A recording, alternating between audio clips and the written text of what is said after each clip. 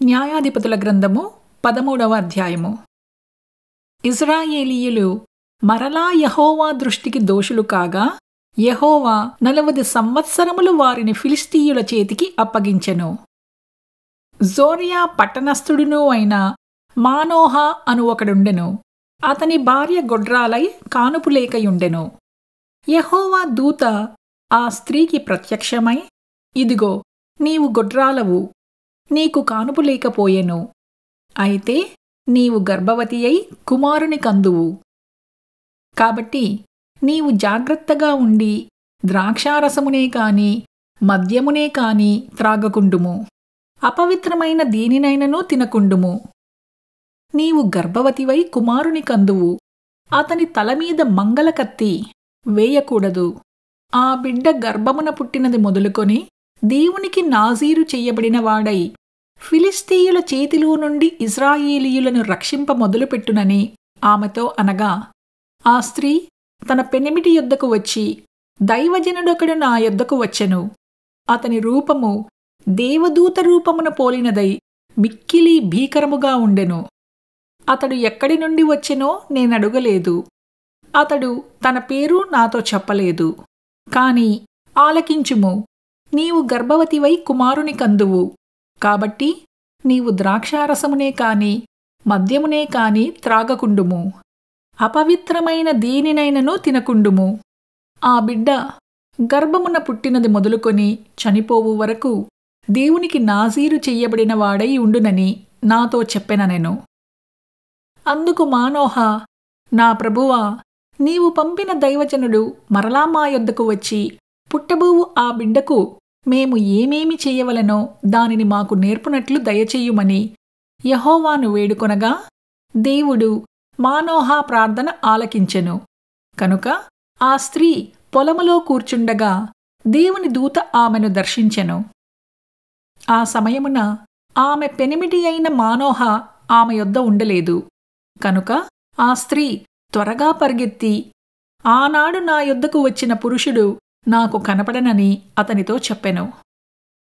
అప్పుడు మానోహ లేచి తన భార్య వెంబడి వెళ్ళి ఆ మనుష్యుని యొద్దకు వచ్చి, ఈ స్త్రీతో మాట్లాడిన వాడవు నీవేనా అని అతని అడుగగా, అతడు నేనే అనెను. అందుకు మానోహ, కావున నీ మాట నెరవేరునప్పుడు ఆ బిడ్డ ఎట్టివాడగునో అతడు చెయ్యవలసిన కార్యమేమిటో తెలుపుమని మనవి చెయ్యగా, యెహోవా దూత, నేను ఆ స్త్రీతో చెప్పినదంతయూ ఆమె చేసుకునవలెను. ఆమె ద్రాక్షావల్లి నుండి పుట్టినదేదియూ తినకూడదు.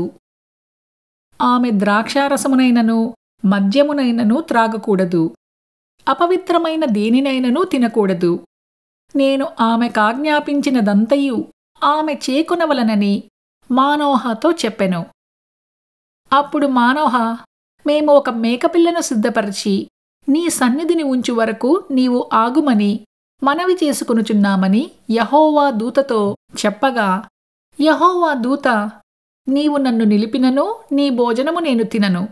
నీవు దహనబలి అర్పించ ఉద్దేశించిన ఎడల యెహోవాకు దానినర్పింపవలెనని మానోహతో చెప్పెను. అతడు యెహోవా దూత అని మానోహకు తెలియదు. మానోహ, నీ మాటలు నెరవేరిన తరువాత మేము నిన్ను సన్మానించునట్లు నీ పేరేమని యెహోవా దూతను అడుగగా, యెహోవా దూత, నీవేల నా పేరు అడుగుచున్నావు? అది చెప్పశక్యము కానిదనెను. అంతట మానోహ నైవేద్యముగా ఒక మేకపిల్లను తీసుకుని ఒక రాతి మీద యెహోవాకు అర్పించెను. మానోహయు అతని భార్యయు చూచుచుండగా ఆ దూత ఒక ఆశ్చర్యకార్యము చేసెను.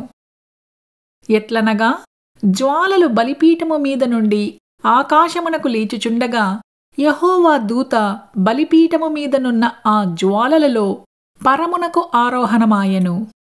మానోహయు అతని భార్యయు దానిని చూచి నేలకు సాగిలపడిరి. ఆ తరువాత యెహోవా దూత మరలా మానోహకును అతని భార్యకును ఇక ప్రత్యక్షము కాలేదు. ఆయన యెహోవా దూత అని మానోహ తెలుసుకుని, మనము దేవుని చూచితిమి కనుక మనము నిశ్చయముగా చనిపోదుమని తన భార్యతో అనగా, అతని భార్య, యెహోవా మనలను చంపగోరిన ఎడల ఆయన దహనబలిని నైవేద్యమును మన చేత అంగీకరింపడు. ఈ సంగతులన్నిటినీ మనకు చూపింపడు. ఈ కాలమున ఇట్టి సంగతులను మనకు వినిపింపడని అతనితో చెప్పెను. తరువాత ఆ స్త్రీ కుమారుని కని అతనికి సంసోను అను పేరు పెట్టెను. ఆ బాలుడు ఎదిగినప్పుడు యెహోవా అతనిని ఆశీర్వదించెను.